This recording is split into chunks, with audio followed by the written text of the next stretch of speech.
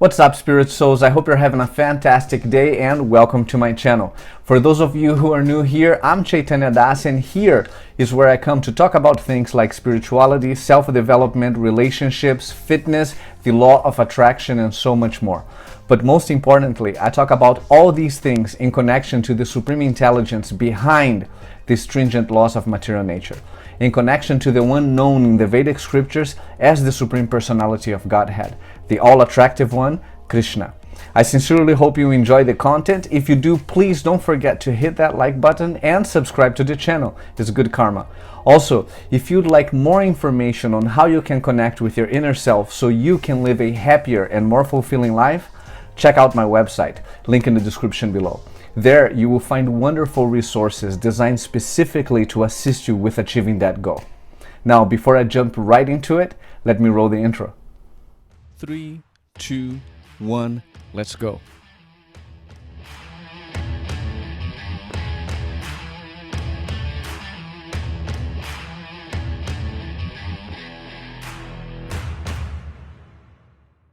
Religion. I think we can all agree that religion is a controversial and complicated subject. The Merriam-Webster dictionary defines religion in a few different ways. It says religion is the service or worship of God, or the supernatural, or is the commitment or devotion to religious faith.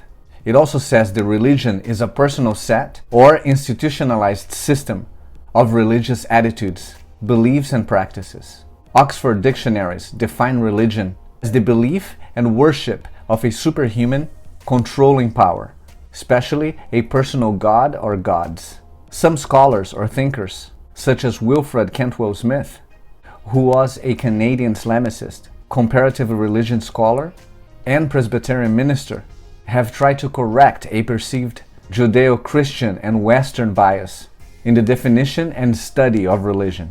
Some have doubted that the term religion has any meaning outside of Western cultures, while others even doubt that it has any specific, universal meaning even here. The Macmillan Encyclopedia of Religions states that, quote, the very attempt to define religion, to find some distinctive or possibly unique essence or set of qualities that distinguish the religious from the remainder of human life, is primarily a Western concern. The attempt is a natural consequence of the Western speculative, intellectualistic, and scientific disposition. It is also the product of the dominant Western religious mode, what is called the Judeo-Christian climate, or more accurately, the theistic inheritance from Judaism, Christianity, and Islam. The theistic form of belief in this tradition, even when downgraded culturally, is formative of the dichotomous Western view of religion. That is, the basic structure of theism is essentially a distinction between a transcendent deity and all else, between the Creator and His creation, between God and man.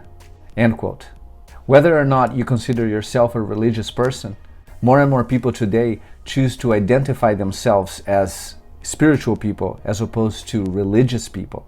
I think we would agree that, quote-unquote, religion has been proven to be the root of a lot of disastrous and downright evil events in history. In our recent history, we have witnessed decapitations, mass killings, suicides, etc., all in the name of religion or religious beliefs. Often, actions carried out by radical Islamic groups fill the front pages of newspapers and magazines all over the world. Actions carried out by those who believe they are following God's words, fighting evil, and for that, they believe they will be granted a special place in the afterlife. Most recently, here in the United States, we have seen an uprising of groups that, although they don't identify themselves as religious groups, believe they are fighting a war, quite literally, and that they need to arm themselves and stand together to defend their Western beliefs and quote-unquote Christian way of life. Unfortunately, it's easy to see how they themselves are failing to realize how they are becoming the very evil they are claiming to be fighting against, as they take to the streets and verbally and sometimes physically attack those who don't look like them and don't seem to sympathize with their cause. So, with all this confusion and lack of trust, what approach can a sincere person take to pursue a spiritual path devoid of personal and/or political agenda? Bhaktivinoda Thakur, a Hindu philosopher, guru, and spiritual reformer of Gaudiya Vaishnavism, who effected its resurgence in India in late 19th and early 20th century, and was hailed by the contemporary scholars as the most influential Gaudiya Vaishnava leader of his time, presented in his work entitled Dasamula Tattva what I believe to be a concise and definitive explanation of what religion really means. Quote, at root, eternal religion must be only one. So why have many religions then arisen?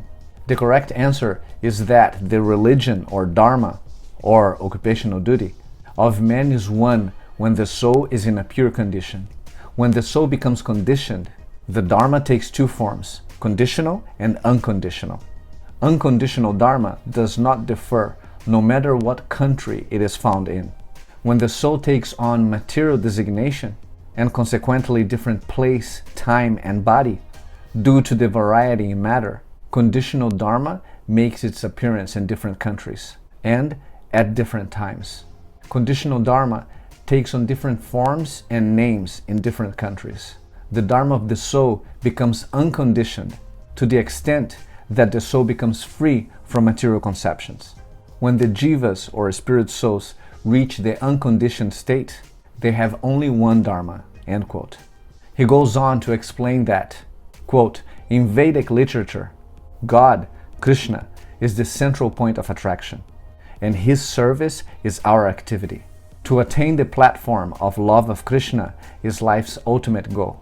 Therefore, Kṛṣṇa, Kṛṣṇa's service, and love of Kṛṣṇa are the three great riches of life.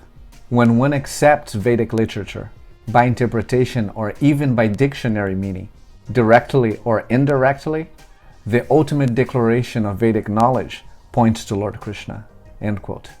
Therefore, the conclusion is that true religion, regardless of time, place, or circumstances, must point the individual spirit soul to the ultimate goal, which is pure loving service or relationship with the Supreme Source, Kṛṣṇa. But let me know what you think in the comment section below. And as always, if you want more information on how you can connect with your inner self so you can live a happier and more fulfilling life, take a look at my website. There, you'll find wonderful resources designed specifically to assist you with achieving that goal. Thank you very much for your time and attention, and until next time, chant Hare Krsna and be happy. Hare Krsna. Sun gives light. Sun rises, gives light, it dispels the darkness prevailing outside. Now the darkness prevailing in our heart will be dispelled. Sun cannot do it. Sadhus do it. You understand? Sadhus do it. Sadhu's mercy is like that. Dispels the darkness prevailing in the heart.